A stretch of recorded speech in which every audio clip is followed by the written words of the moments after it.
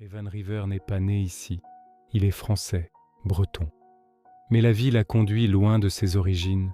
Autrefois, ils étaient 4. Un père, une mère, une petite sœur, et lui. Un accident a tout détruit.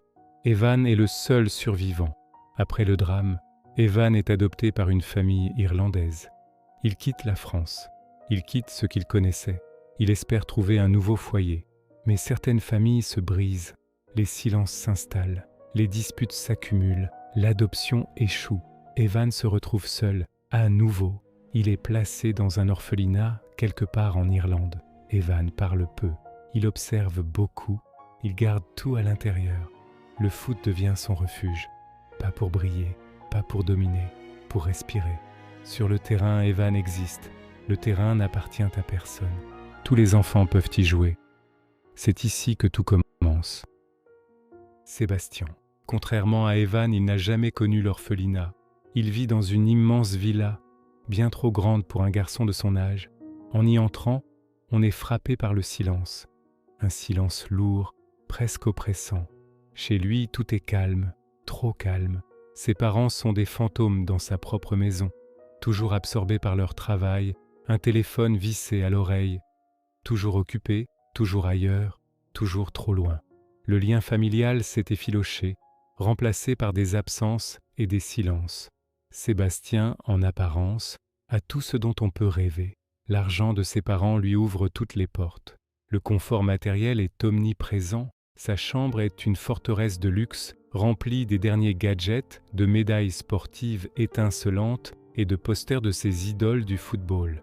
Il a même une forme de pouvoir, celui que l'argent confère, celui d'obtenir ce qu'il veut, quand il le veut. Mais malgré cette abondance, un vide immense le consume.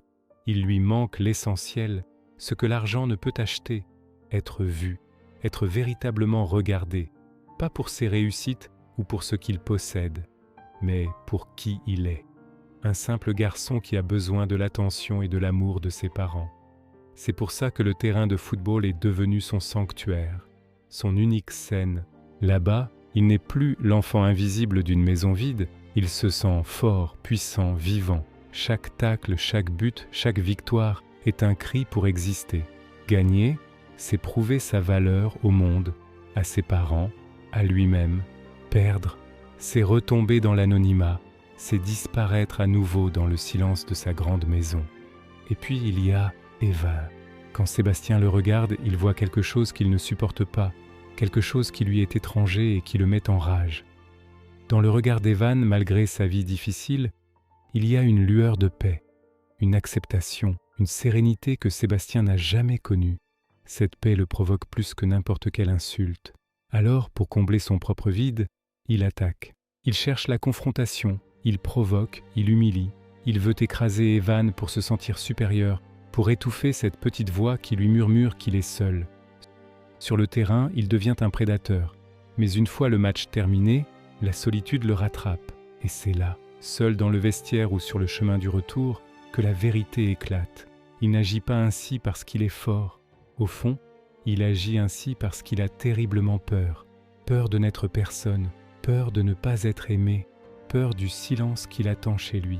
Pendant que ces deux mondes, celui d'Evan et celui de Sébastien, s'affronteront violemment sur le terrain, un autre regard observe la scène de loin.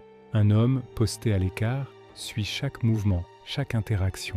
Son regard passe d'Evan à Sébastien, mais il ne voit pas ce que les autres voient là. Il ne voit ni un gagnant arrogant, ni un perdant courageux. Ce qu'il voit est bien plus profond, bien plus tragique. Il voit deux garçons brisés, chacun à sa manière, luttant avec leurs propres démons sur un simple terrain de foot. L'un est brisé par le manque, l'autre par l'abondance vide de sens.